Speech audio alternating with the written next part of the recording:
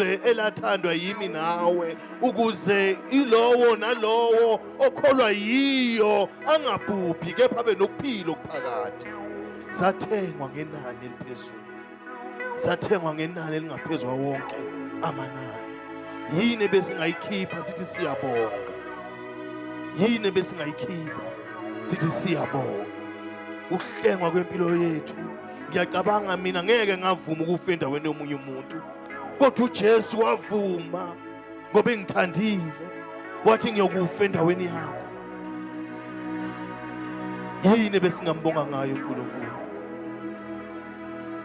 Oh haleluya. Sithola ubufakazi obuhle kangaka kungenxa ukuthi sathengwa ngenani eliphezulu.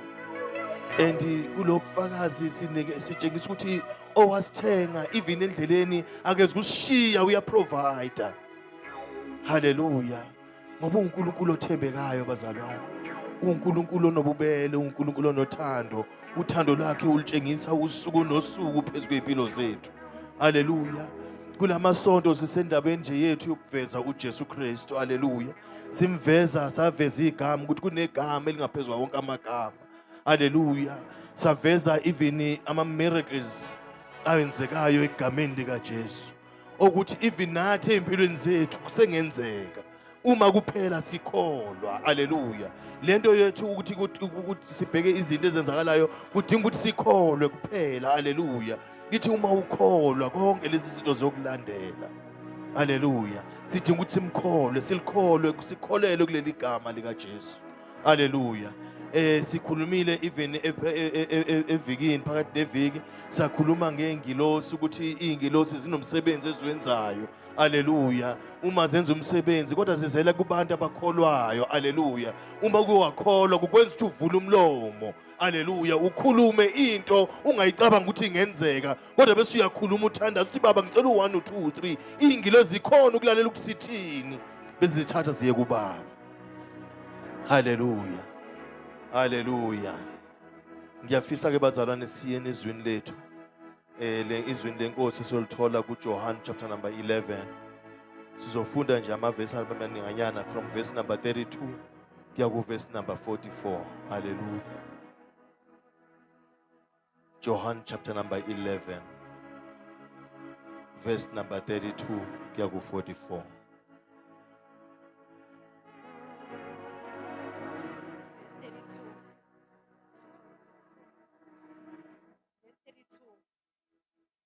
uMaria esefikile lapho ekhona uJesu, embona wawa ngasezinyaweni zakhe, wathi, Nkosi, uma ubukhona umnewethu ngabe engafanga.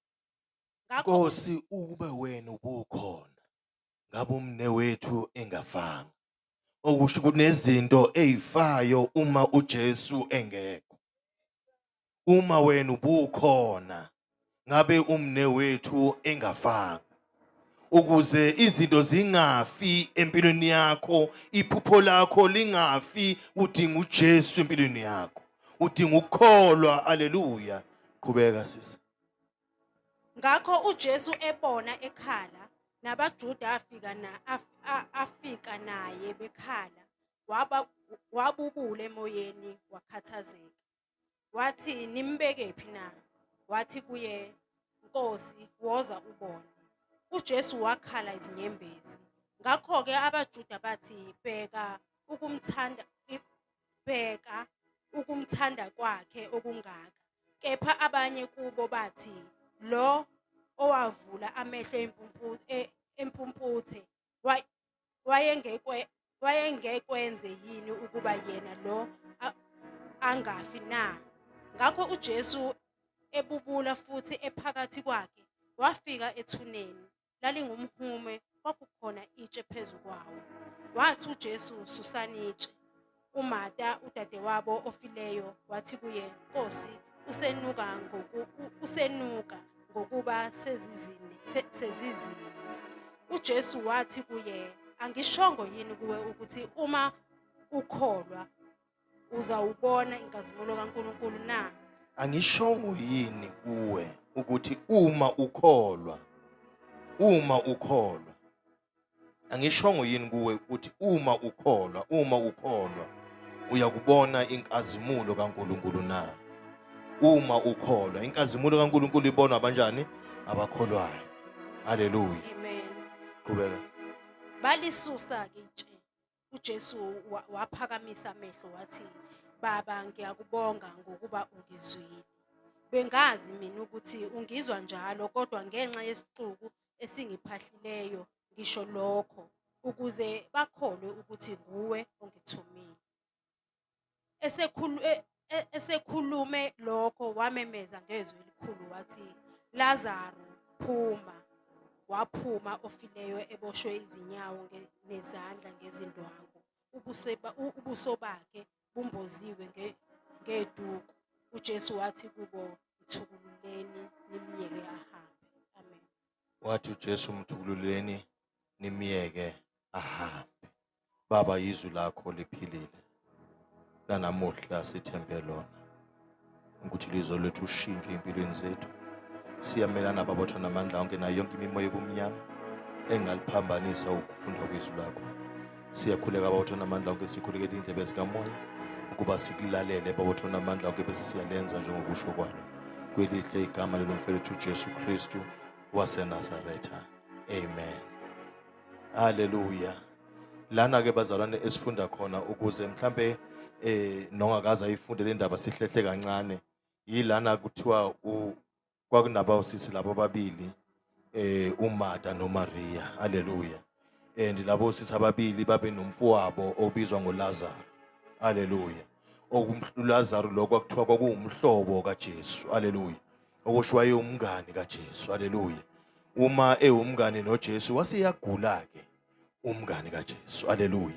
Uma egula umngane kaJesu uLazaro, bambikela abodadewabo, bahamba bathi, we Jesu, umhlobo wakho lo omthandayo. Bathi umhlobo wakho lo omthandayo uyagula. Haleluya. Ngiyacabanga ukuthi isikhathi bethi lo omthandayo ukuthi ngamanye amazwi kuwo bonke bayahlukanisa ukuthi bakhona abahlobo bakho, kodwa lo omthandayo uyagula. Haleluya. Okusho ngamanye amazwi makuthiwa lo omthandayo sekufanele usukumele phezulu uyobheka lo omthandayo. Haleluya.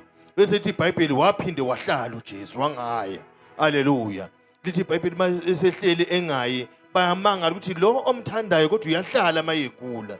Usethi ke lokho kugula lokho akukona okokufa. Haleluya. Lokho kugula lokho akukona okokufa, kodwa lokho kugula lokho ukuthi indodana yomuntu ikhazimuliswe ngakho. Kunezimo esibhekana nazo engazili ukuzoqeda ngeimpilo zethu, kodwa kuzobonakala amandla kaNkuluNkulu ngakho. Haleluya. Kunezinto ezofika empilweni zethu ezizobonakalisa amandla kaNkuluNkulu ngakho. Haleluya. Kungenzeka ukuthi ubabumnyamane waqedwa waphelelwa umsebenzi ukuze akwazi ukumbona uNkuluNkulu. Ngenxa yezinto ebona ukuthi uNkuluNkulu uprovidile phezu kwempilo yakhe engasebenzi. Haleluya. uNkuluNkulu wangenelela kwizinto ezithize engasebenzi, kufuneka ukubonakala amandla kaNkuluNkulu. Kunezimo esingena kuzona ngoba kufuneka kubonakala amandla kaNkuluNkulu, kodwa kufanele sikhona. Haleluya. Bese ithi iBhayibheli ke labo dadewabo babili omunye wahamba wohlala ngasenyaweni zikaJesu. Haleluya. Lithi mayehleli lo omunye walibalwa upheka. Lo omunye waseyakhathaze ukuthi ngibhizi mina ngishikashika ngamabhodo ngapha, lona uhleli nje nawe enyaweni zakho. Uthi ungakhathazeki ngokuningi ngokuba yena uphiwe isabelo sakhe. Haleluya. Iyahamba ke indaba ke uJesu ke mayise kuthiwa wahamba waze washona lo Lazaro kuthiwa uzokhazimuswa ngaye indodana yomuntu. Mayise shona waphinde wahlala uJesu eseshonile kunjalo. Ngokomthetho kwabaJuda kuthiwa ke uma umuntu eshonile ubengangcwatshwa ungakapheli u3 days. Haleluya. Yini isizathu sokuthi angangcwatshwa? Bebekholela ekutheni umoya wakhe usiseduzane ukuthi kungenzeka noma yiphi miracle uma umoya wakhe usiseduzane, ukuthi ngamanye amazwi kusengakhulunywa izwi okanye angakhulekelwa lo muntu aphinda njani avuke. Kodwa maka kwaphela usuku lesithathu kwangena lwesine bayakhola ukuthi noma kanjani ke vele sekuphelile ngaye. Haleluya. Lithi ke iBhayibheli ke wathi mayisehleli wahlala uJesu waqhamuka ngosuku lwesine, lathi wonke umuntu esekholwa vele ukuthi vele ke sekuphelile ngoLazaro. Haleluya. Lapho sisimo sakho sithiwa wena kuphelile ngaso, abantu sebekudeclare bathi hayi vele awusento yalutho, vele into zakho ayisezukuhamba kahle, nawe futhi mhlawumbe kwesinye isikhathi waze wakhuluma nawe waconfess ukuthi vele mina ngoba nginje into zami azizukuhamba kahle, kodwa wafika uJesu. Wafika uJesu ngosuku lesine. Mayefika uJesu ngosuku lesine, ufika ubuza umbuzo. Before afika buza umbuzo, mayefika uthi uMaria uthi uma wena Nkosi ubukhona, ngabe umnewethu akafanga. Uma wena Nkosi ubukhona, uma wena ubukhona, ngabe umnewethu akafanga. Ekusitshela ukuthi kunezinto ezifayo uma uJesu engekho empilweni yomuntu. Kunezinto ezifayo uma uJesu engekho empilweni yomuntu. Kodwa uma uJesu ekhona, noma iziphi izinto ezifayo zithola ukuphila. Haleluya. Ithi uma ubukhona Nkosi, ngabe umnewethu engafanga. uJesu akayinaki lo mbuzo, lo nkulumo yakhe ubuza ukuthi nimbekephi. Ngabe izimo zakho zikubekephi? Zikubeke endaweni lapho kuthiwa khona usenathemba khona, lapho usukhuluma khona even negative nangawe, uthi vele mina into yami ayiyelutho, yonke impilo yami vele siyiphelile ngakho. Ngoba isitha silindele ukuthi khuluma uconfesse ngomlomo wakho. Kunezimo ezikuthatha zokubeka kwenye indawo obungayicabanga ukuthi ungaba kuyona, bese fanele ukuconfess. Silinde nje into eyodwa, isithi silinde ukuthi khuluma. Why silinde ukuthi khuluma? Ingoba siyazi wena unamandla olimini, ngoba siyazi ukuthi uyadala izinto ezingekho zibe khona. Uyabuza uJesu nimbekephi? Bathi kunokuthi baphendule ukuthi bambeke kuphi, bathi weNkosi izinsuku sezizini. Busho bakhumbuza iNkosi ukuthi khumbula phela ngokomthetho wabaJuda ukuthi masezizine izinsuku kushi lo muntu udeclare ukuthi njani useshonile. Haleluya. Uthi izinsuku sezizine akuthi izinsuku azizine nje kuphela, kodwa futhi useze useyanuka. Okusho ngamazwi ukuthi noma ngathi uyathanda siyakwazela imisebenzi yakho weJesu ukuthi wena uyavula amehlo empumputhe uyenzani, kodwa yazi ukuthi lona kusezuyanuka ke futhi. Jesu wethu unamandla ukuvusa izinto. Haleluya. Haleluya. Uthi bamkhomba bathi ulapha ethuneni kuthiwa ithuna lelo umhume. Mayefika ukufica kunetshe libekiwe. Ngoba ngokomthetho wakhona umuntu ngokwabaJuda ithuna lalihlala livulekile. Haleluya. Kube kubekwa nje itshe phezulu, kusho sasingakwancwatshwa njengoba singcwaba thina simboza ngomhlabathi. Haleluya. Usethi Yesusani ke itshe. Bayalisusa itshe. Uma elisusa itshe ukhuluma into engayicabanga uJesu ukuthi ingakhulunywa umuntu ebona ukuthi lo muntu ophakathi ufile, and futhi ngiyacabanga ukuthi nephunga laseliqhamuka. Haleluya. Ngoba sebemtshela ukuthi futhi sezuyanuka. Haleluya. Uma efika ekhuluma uJesu uthi ngiyabonga baba ukuthi ungizwile. Uthi ngiyabonga ukuthi ungizwile. Umuzwe ethini uJesu? Bengakasho lutho uJesu kodwa uthi ngiyabonga baba ukuthi ungizwile. Sibonga izinto zingakaguquki zinjengoba zinjalo. Simbonga uNkulunkulu ngoba yena othembisile uthembekile. Simbonga izimo imali ingakafiki sikhulekela imali. Simbonge uJesu ngoba simbonga ngani? Sibonga ngoba siyazi ukuthi yena usezwile. Haleluya. Sibonga izimo zingaguqukile, abantwana besahlupha simbonge. Uthi ngiyabonga baba ukuthi ungizwile. Uthi ngiyabonga ukuthi ungizwile. Oh haleluya. Uthi senzela lesixuku esimhaqileke. Senzela lesixuku ngoba sona sikakholwa. Uthi kodwa yena usezwile. Uthi ngiyabonga baba ukuthi ungizwile.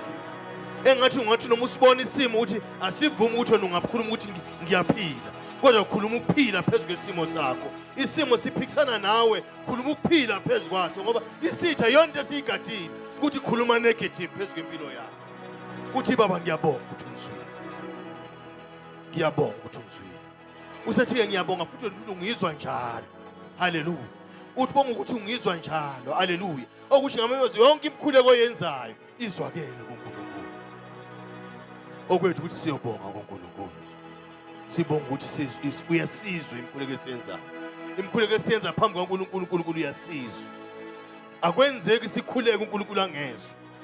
Uma siye sakhuleka sama phambi kwaNkulunkulu, uNkulunkulu ingilosi zakhe, sikhulume ngengilosi, uyayaleza ingilosi zakhe bese ziyawuthatha imikhuleko zise kuBaba. Bese siyaphithizela emazulwini ngenxa ukuthi thina sikhulekile. Siyabonga baba ukuthi usizwa njalo. uyama phezu kwethuni. Uthi esemile phezu kwethuni ewasho lamagama, wasiyamemezwa ngezwi elikhulu, wathi Lazaro phuma, wathi Lazaro phuma. Angazi izimo zikubeke kuphi, kodwa sizomemezela ukuthi uJesu Kristu uyinkosi, usengakwazi ukukhipha kulezo zinto. Oh haleluya. Ngiyacabanga ukuthi kulawo mathuna lawo babe baningi oLazaro, njengoba sinathi sinamagama emaningi nje, bebaningi oDumsane, bangathiwa Dumsane kuPasedrobheni, baningi abantu abangaphenduka. Haleluya. Beqala ukuthi ubani lo memezayo, bese ezwe ukuthi akusilizo engilaziyo, bese eqhubeka nohambo lakhe.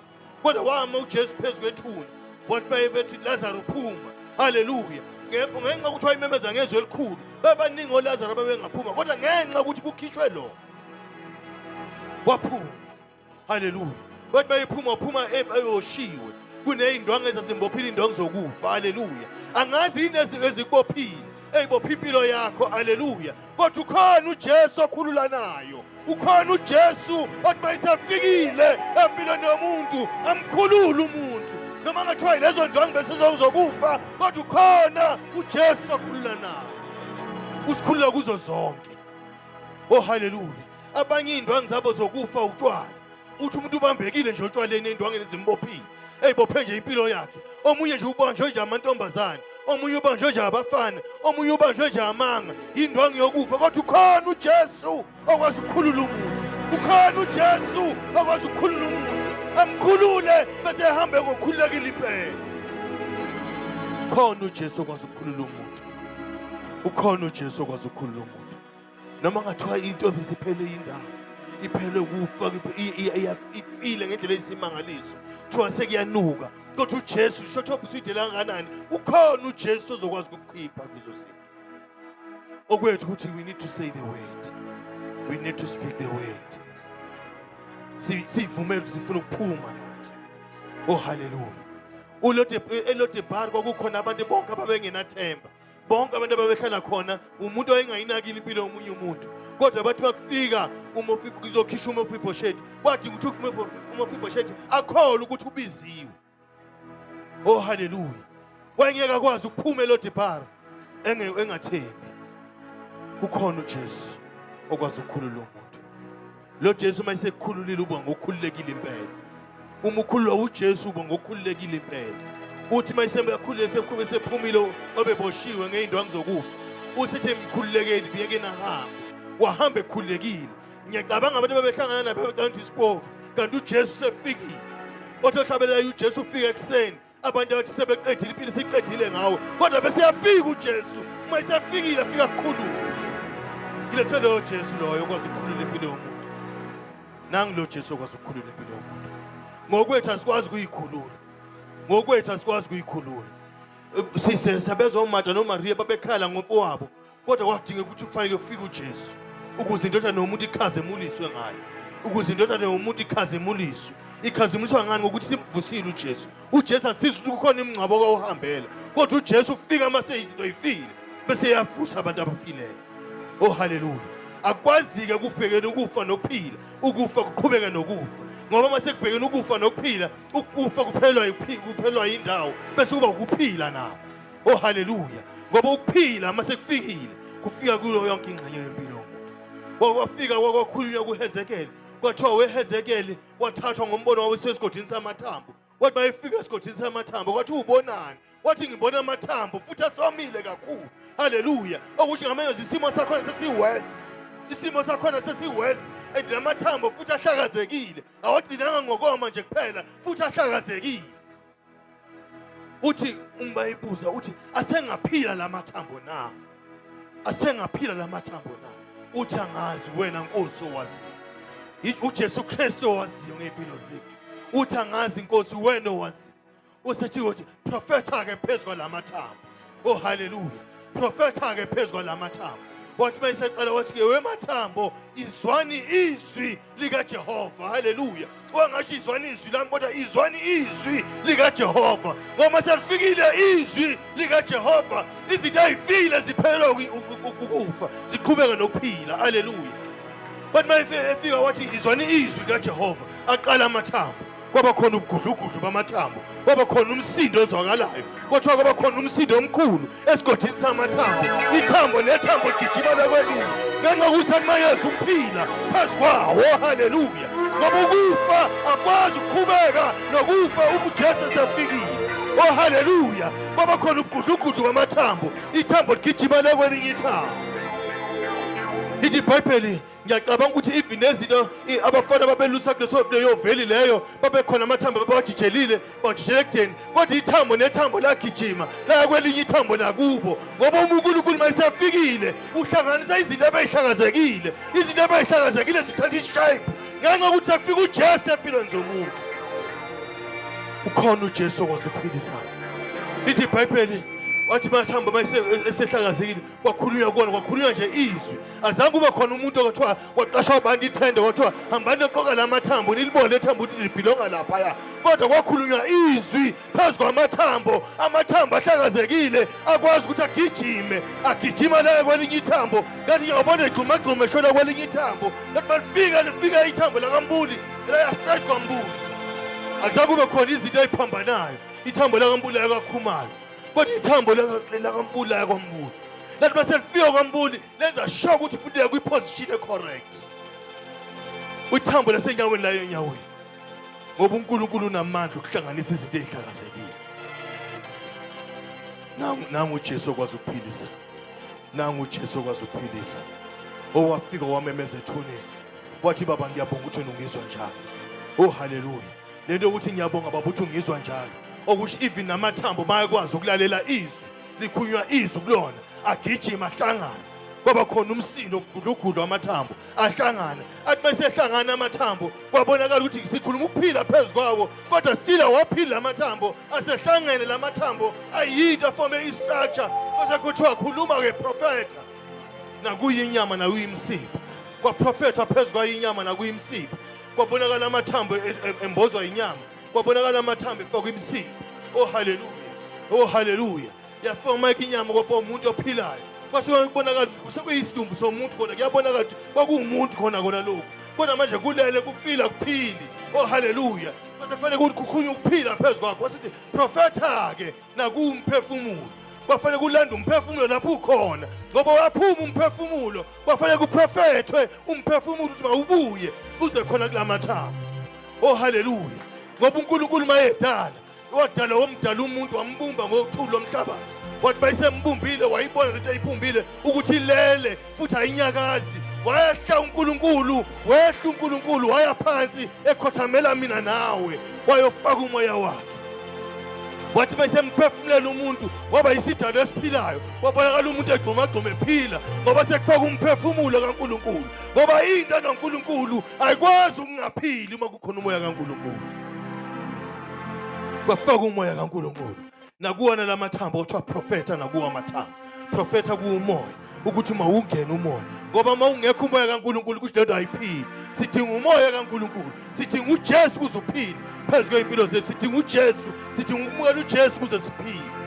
Haleluya! Kwaprofetha kuyinyama, kwaprofetha umphefumulo, kwaphakama lamathambo, kwaba yizidalo eziphilayo, kwaba abantu abaphilayo. Kodwa kunento eyayikithi bangikhulumana ngale ncwadi, ngithi kukhona into ongazange kukhulunywe kuyo, kwathiwa profetha kuyona. Azange kuthiwa profetha kuma-organs, profetha enhlizweni ezophampa inhliziyo, profetha kuwamaphaphu la azokwazi ukudonsa umoya. Akuzange kwaprofetha kuyona, kodwa kusho ukuthi uNkulunkulu mayeseprofetha, mayesekhuluma phezu kwempilo yakho, ukuletha konke kube intotal kuphelele. Haleluya! Uma esefuna ukurestore impilo yomuntu, uyirestore impilo yomuntu ibe ngepheleleyo. Uma serestore impilo yomuntu, uyirestore ibe ngepheleleyo. NoLazaro warestore impilo yakhe, kwaba uLazaro ophilayo. Haleluya! Kwaba uLazaro ophilayo, waphuma esehamba ekhululekile, engesanazi indwangu zokuboshwa, ukugula kungasekho kuye. Haleluya! Kungasekho even indwangu zokufa. Simthola lo Lazaro loyo kuchapter number 12 kuyo Johane, esehlele etafuleni nabantu bedla etafuleni. Ngoba uNkulunkulu mabe sekukhiphile ey'ntweni afuna ukukhipha kuzona, uyobona usuhleli namakhosi sewudla nawo, njengoba uMefiboshethi nawathi baselandile loDibhari, ubonakala esehlele etafuleni lenkosi. Ngoba uma ulandiwe ngeke ulandelwe nje ubani, ulandelwe ukuthi uyohlala namakhosi, ulandela uyohlala etafuleni lenkosi, ulandela ukuthi uyohlala udle nabo bonke abantu. Oh haleluya. Ngisho kuthiwa ulunyonga ngeenyawo noma kuthiwa kukhona ubuthakathaka nabo, kodwa itafula lenkosi liyofihla lobo buthakathaka. Ukhona uNkulunkulu othembekayo, ukhona uJesu othembekayo. Silethele uJesu loyo, silethele uJesu loyo lethu ukuphila phezu kwempilo zethu. Silethele uJesu loyo. Oh haleluya. Uye lo Jesu loyo othi mayiseyilethe impilo yomuntu ayirestore ibe phelele, ibe ngemphelelo ngempela. Oh haleluya. Sizophamisa uJesu yena yedwa, uJesu ophilayo. Uthi baba ngiyabonga ukuthi ungizwa njalo, ngiyabonga baba ukuthi ungizwa njalo. And ukungizweni kwakho njalo awugcini nje ngokungizwa kuphela, kodwa ungithatha ungihlathe namakhosi. Ingakho ngithi simthola uLazaro esehlele etafuleni ku chapter number 12, esehle etafuleni lenkosi, ngoba uNkulunkulu semvusile kwabafileyo. Ukufa kwazi uqhubeka nokufa uma uphila sekufikile. Oh haleluya. Xa siphakameni sime ngenyawo, ngoba uma ufikile usefikile uJesu empilweni yomuntu, ukugula kuphelwa yindawo. Izinto ebezikubambile isikhathi eside zophelwa yindawo. Nangu lo Jesu simlethile, nangu lo Jesu simlethile. Ukhona yini othi ngiyamdinga lo Jesu empilweni yami? Othi ngiyamdinga lo Jesu empilweni yami? Ukhona yini othi ngiyamdinga lo Jesu empilweni yami? Sithandaze kanye nawe egameni likaJesu. Ukhona yini othi ngiyamdinga? Phambi isandla lapho ukhona. Sithandaze kanye nawe.